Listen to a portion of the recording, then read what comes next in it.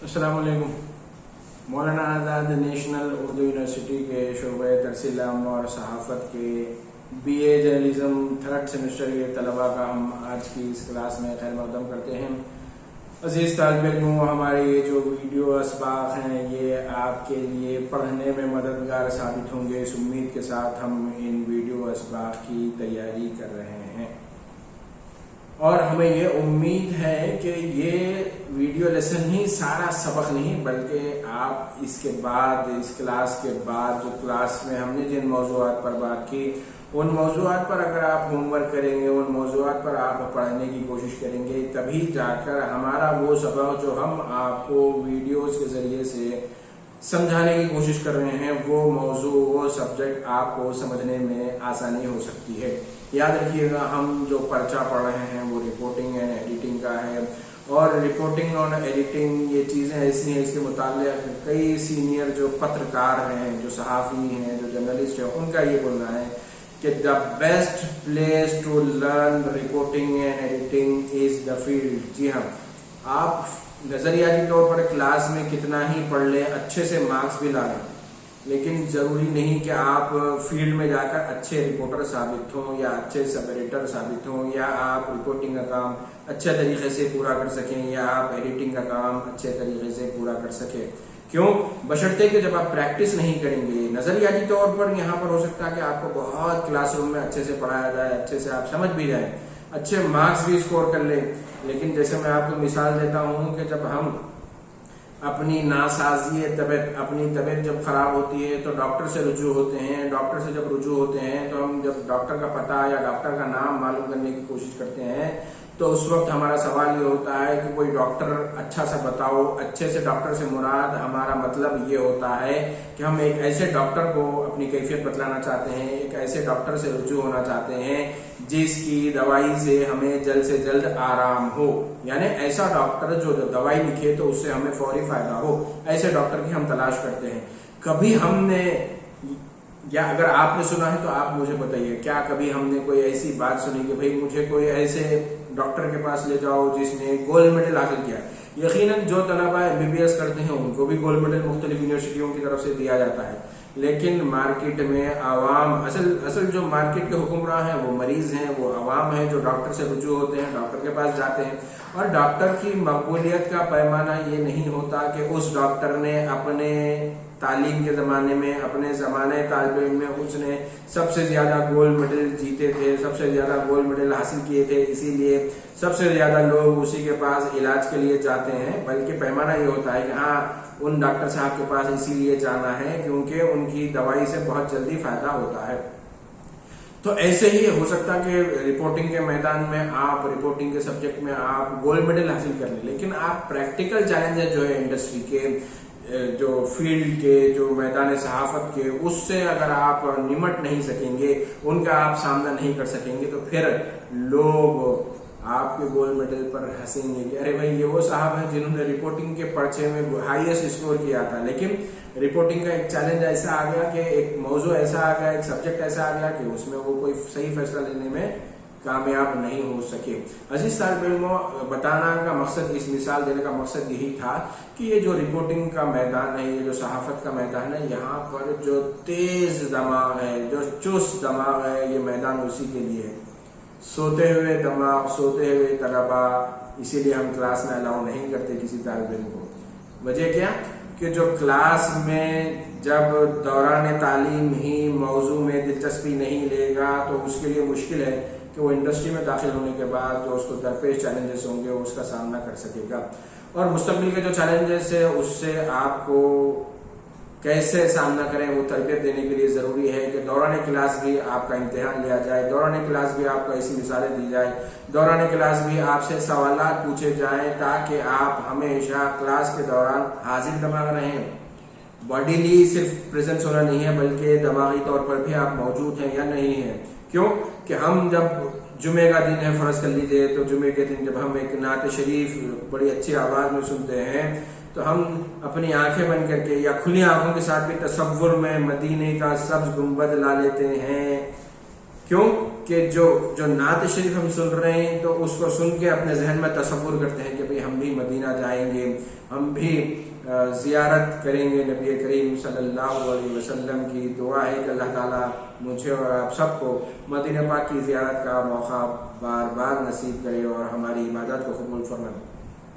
تو میں یہ چاہتا ہوں کہ کلاس میں آپ نہ صرف جسمانی طور پر حاضر رہیں بلکہ ذہنی طور پر بھی, جب آپ صحافت کا سبجیکٹ, صحافت کا موضوع پڑھ رہے ہیں تو آپ ذہنی طور پر بھی اس وقت آپ کو موجود رہنا ضروری ہے. کیوں کہ یہ جو امتحان ہے, یہ جو انڈسٹری ہے جہاں پر آگے چل کے آپ کو اپنا مستقبل بنانا ہے, وہاں وہ ہر لمحہ ہر دن امتحان لیتی ہے. اور ان امتحان کے لیے ہر بار آپ ہلو سر دراصل میں اس وقت فلاں اخبار میں کام کر رہا ہوں, مجھے اسائنمنٹ پر بھیجا گیا ہے, تو وہ مجھے یہ سمجھ میں نہیں آتا, پوچھنے کا وہ نہیں ہوتا.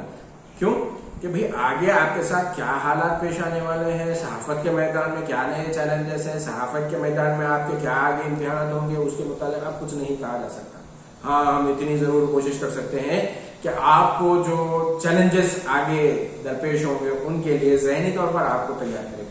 اور کسی بھی جنگ کو, کسی بھی مسئلے کو جیتنے کے لیے سب سے پہلی جو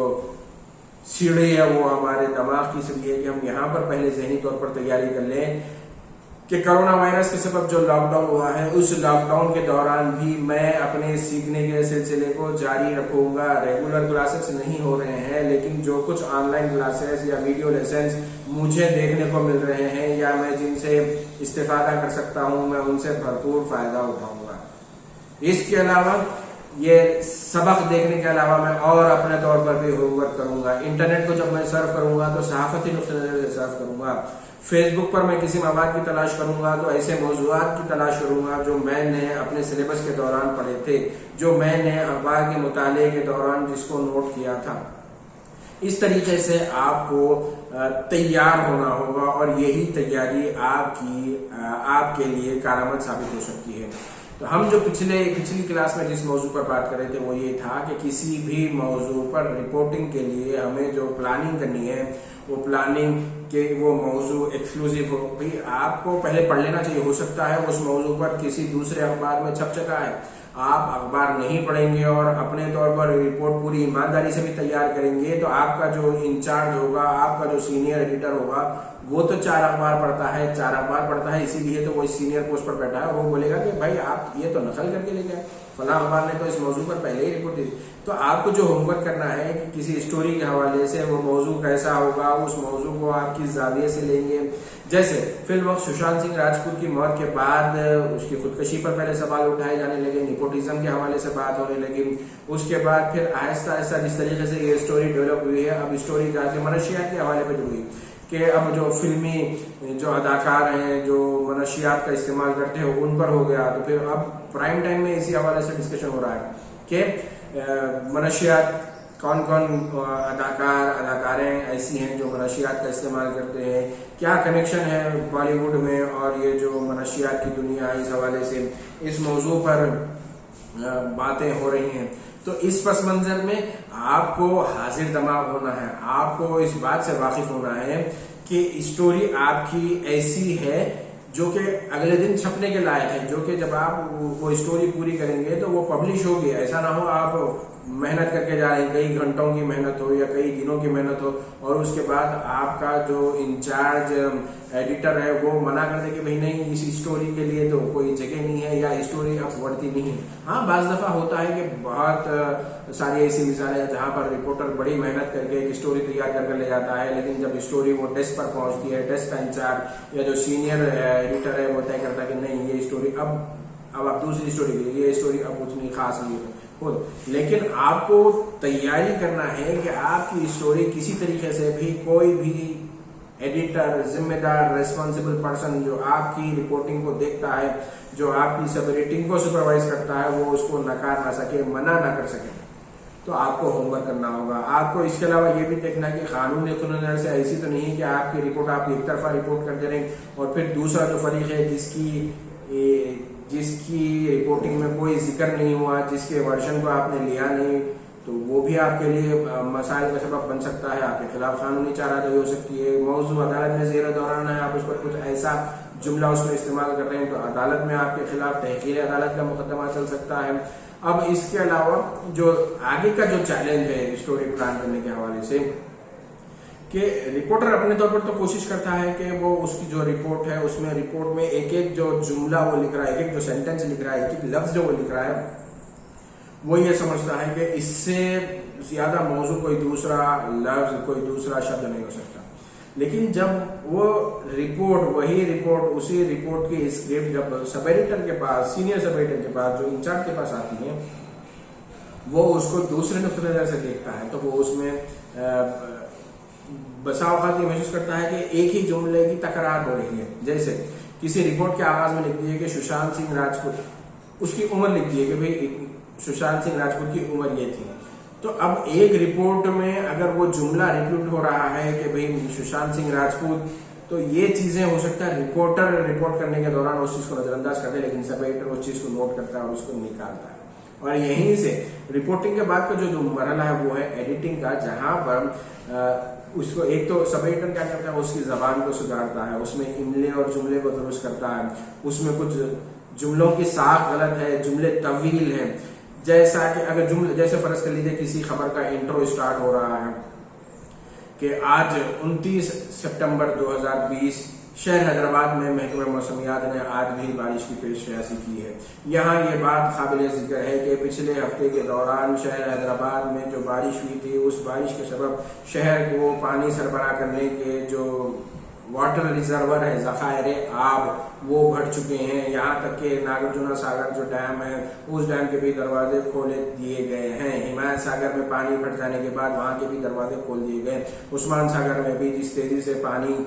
آ رہا ہے، کیچمنٹ ایریا میں بارش کے سبب پانی بہ کر جو عثمان ساگر میں آ رہا ہے، تو توقع ہے کہ ایک ہفتے کے دوران وہ بھی پوری طریقے سے لبریز ہو جائے گا، فل ہو جائے گا. تو آگے چل کے ہو سکتا ہے کہ عثمان ساگر کے ایکسٹرا پانی کو، ریزرور کی جو گنجائش ہے اس سے زائد پانی کو ریلیز کیا جائے اور یہ پانی موسیٰ ندی میں جا سکتا ہے، جس کے سبب جو لو لینگ ایریا ہے، جو نشیبی علاقے ہیں، وہاں پر پانی بڑھ سکتا ہے. تو اس طریقے کا اتنا طویل جملہ جو ہے اگر رپورٹر لکھ رہا ہے تو اب یہ سب ایڈیٹر کی ذمہ داری ہے کہ اس جملے کو چھوٹا بنائیں، اس جملے کو مختصر کرے، اس جملے کو دلچسپ بنائیں. کیوں کہ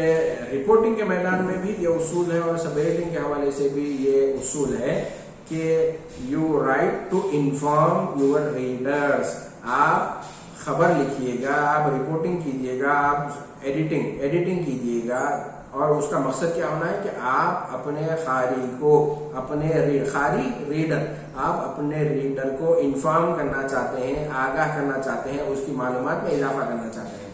You are not writing to impress your reader. آپ اپنے قاری کو مرغوب کرنے کے لیے نہیں لکھ رہے ہیں. یہ بنیادی اصول ہے. تو اس پس منظر میں جو ایڈیٹنگ کے دوران جو بڑی ذمہ داری ہوتی ہے، اس کے ہم اپنی پچھلی ایک کلاس میں اس حوالے سے باضابطہ بات کر چکے ہیں تفصیلی، کہ آپ کو